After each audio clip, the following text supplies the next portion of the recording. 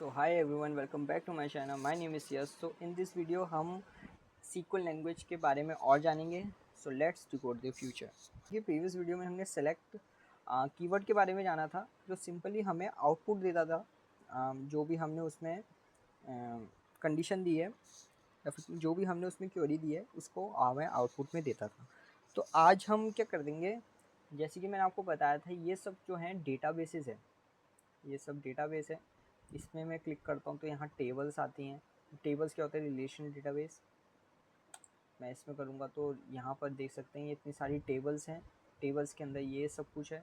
अब मैं इसमें क्लिक करूँगा तो ये एक एड्रेस नाम से जो टेबल बनाई है वो है. उसके अंदर कॉलम्स जो हैं, जो कॉलम्स हम कर रहे थे वो कॉलम्स हैं home address, phone, email ID. ये सब हमारा क्या है, एक डेटाबेस के अंदर स्टोर है. सो ये सब एक डेटाबेस है. तो इसको जानने के लिए कि क्या क्या डेटाबेस हमारे सिस्टम में है, हम क्या करते हैं, एक कीवर्ड यूज़ करते हैं, show data basis and let हमारा ये. तो सिंपली इसको रन करने पे हमें क्या मिलेगा, हमें सारे डेटाबेस मिल जाते हैं.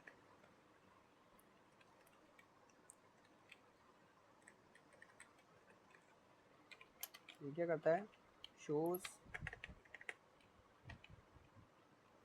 All database present in the server. तो शो डेटाबेस हमारा क्या करता है, जितने भी डेटाबेस हमारे सर्वर में प्रेजेंट हैं उसको हमारे इस रिजल्ट ग्रिड में प्रोवाइड करता है. तो जैसे कंपनी डेमो, जैसे कि आप यहाँ देख सकते हैं, company demo, Sakila and students record and SYS हमें शो हो रहा है. लेकिन इसके अलावा और भी कुछ डेटाबेसेस हैं जो इसमें इंक्लूड हैं लेकिन हमें यहाँ दिख नहीं रहे हैं. तो कंपनी डेमो तो है लेकिन इंफॉर्मेशन स्कीमा इसमें नहीं दिख रहा है लेकिन है. माई SQL इसमें नहीं दिख रहा लेकिन है. एंड परफॉर्मेंस स्कीमा इसमें नहीं दिख रहा है लेकिन है. एंड स्टूडेंट इसको सकीला SYS तो दिख ही रहा है. तो ये सारे शो डेटाबेसेस क्या करता है, जो भी प्रेजेंट है हमारे सर्वर में डेटाबेस, वो हमको आउटपुट में निकाल के दिखाता है कि ये डेटाबेसेस हैं, ये डेटाबेसेस के नाम हैं. और शो डेटाबेस ये करता है. सो शो डेटाबेस आप ऐसे भी कर सकते हो. सपोज थोड़ा सा जानते हैं. शो अब यहाँ लिख रहे हैं एंड डेटाबेसेस अब यहाँ दिख रहे हैं. क्या ये क्वेरी रन करेगी? सो यस, ये भी आराम से रन करेगी, कोई दिक्कत नहीं है. आप शो यहाँ लिख दीजिए एंड पूरा गैप डाल के डेटा बेसिस यहाँ लिख दीजिए.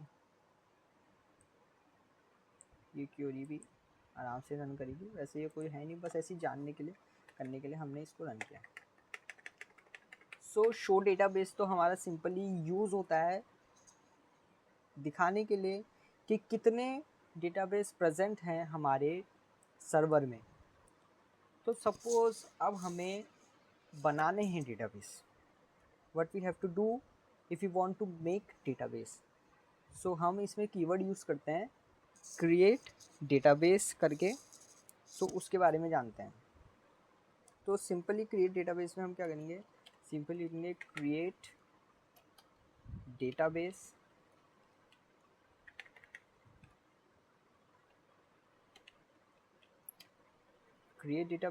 और उसके बाद अपने डेटाबेस का नाम.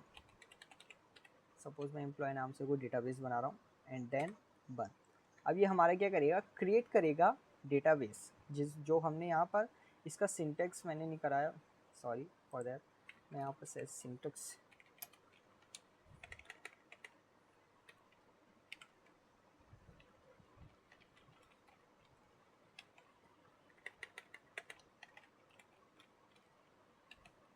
तो सिंटेक्स क्या होता है हमारा,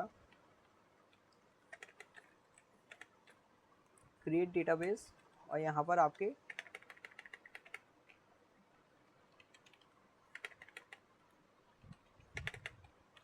नेम ऑफ डेटाबेस. आपको क्रिएट डेटाबेस पे सीधे आपको नेम ऑफ डेटाबेस जो आप डेटाबेस बनाना चाहते हो. बाकी एक ऑप्शनल चीज़ होती है यहाँ पर आप डालते हैं इफ़ नॉट एग्जिस्ट। ये ऑप्शनल है लेकिन हमेशा इसको करके ही रहना चाहिए। और यहाँ पर ये सिंटेक्स क्या होता है हमारे क्रिएट डेटाबेस का, मतलब डेटाबेस क्रिएट करने का, क्रिएट डेटाबेस और डेटाबेस का नाम, और इफ़ नो एग्जिस्ट हमारा ऑप्शनल है, आप यूज़ भी कर सकते हो, नहीं भी यूज़ कर सकते हो। अभी इसको जानते हैं कि इसको यूज़ क्यों करना चाहिए। सो मैं यहाँ क्रिएट डेटाबेस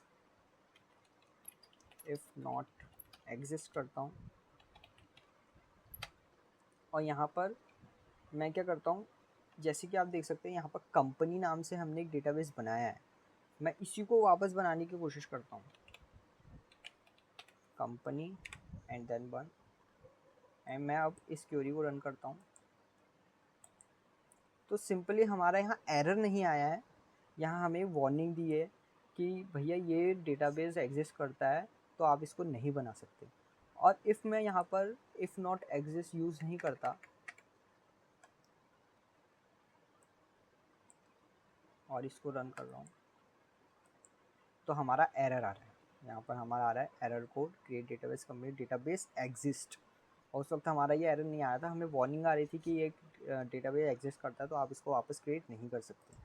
तो सिंपल इफ़ नॉट एग्जिस्ट हम इसलिए यूज़ करते हैं कि हमारा जो ये कोड है, ये लाइन है, यहाँ पर कोई कॉम्प्लेक्सिटी नहीं आए, कोई एरर ना आए, तो इस वजह से हम इसको यूज़ करते हैं। हमें सिर्फ वार्निंग मिलती है इसमें कि आपका एग्जिस्ट करता है। तो इफ़ नॉट एग्जिस्ट आप यूज़ भी कर सकते हो, नहीं भी यूज़ कर सकते हो। जैसे अभी तो हमें यहाँ डेटाबेसेस दिख रहे हैं, बाकी हमें जब बहुत सारी ऐसी लैंग्वेजेस वर्क बेंच जैसे ये MySQL है, यहाँ पर तो हमें ये दिख रहा है, और भी बहुत सी आईडीज़ होती हैं वहाँ हमें नहीं दिखेगा या फिर नहीं दिखता है बंदे को, तो हम तब यहाँ पर वहाँ पर इफ़ नॉट एग्जिस्ट यूज़ करते हैं कि हमें वार्निंग मिले, एरर ना मिले। सो अभी हम यहाँ पर क्या करते हैं, एक एम्प्लॉय नाम से एक डेटाबेस बनाते हैं। तो यहाँ पर हमने एम्प्लॉय लिख दिया है, और बाकी प्रीवियस वीडियो में मैंने आपको बताया था कि हम जो भी कीवर्ड लिखते हैं अपने SQL लैंग्वेज में वो हम कैपिटल में लिखते हैं। तो कैपिटल में इसलिए लिखते हैं कि स्मॉल में लिखेंगे तो बाकी हमारे जो डेटाबेस हैं, जो भी टेबल बनाने वाले हैं हम, टेबल डेटाबेस के नाम से वो बहुत मैच करेगा। हम डेटाबेस का नाम हमेशा स्मॉल लेटर्स में लिखते हैं। सो वो दोनों को थोड़ा अलग अलग करने के लिए हम जो भी कीवर्ड लिखते हैं वो हम कैपिटल लेटर में लिखते हैं। सो मैं अब क्या करता हूँ, इस क्वेरी को रन करता हूँ, तो सिंपली ये रन हो गई। यहाँ पर हमारा टिक आ गया है, ये हमारा कोड सक्सेसफुली रन हो गया, लेकिन हमें यहाँ पर अभी कोई भी हमारा एम्प्लॉय नाम से डेटाबेस नहीं दिख रहा है। तो सिंपली हमको यहाँ पर रिफ़्रेश करना पड़ेगा। अब हमें यहाँ पर एम्प्लॉय नाम से डेटाबेस हमें दिख रहा है। तो हम क्या करेंगे, सिंपल मैं यहाँ करता हूँ शो डेटाबेसेस, और सो यहाँ हमारे ये सारे डेटाबेस आ गए इंक्लूडिंग हमारा एम्प्लॉय। बाकी आप यहाँ से क्लिक करके आप यहाँ चेंज कर सकते हो। जैसे ये अभी हमें कैसे मिल रहे हैं, हमें अल्फ़ाबेटिक ऑर्डर में मिल रहा है, C पहले आता है, C D E, बाकी यहाँ से ऐसे चेंज कर सकते हैं, S ऊपर आ गया। तो ऐसे हमारा डेटाबेस क्रिएट होता है। हाँ, तो बात हो गई डेटाबेस को क्रिएट करने की। सो इफ़ हमें वो डेटाबेस को ड्रॉप करना है तो हम सिंपली यूज़ करेंगे drop ड्रॉप डेटाबेस, फिर हमारे डेटाबेस का नाम। सो अभी हमने एम्प्लॉय बनाया था, इसमें कुछ है नहीं तो इसी को ड्रॉप कर देते हैं, एम्प्लॉय एंड देन वन।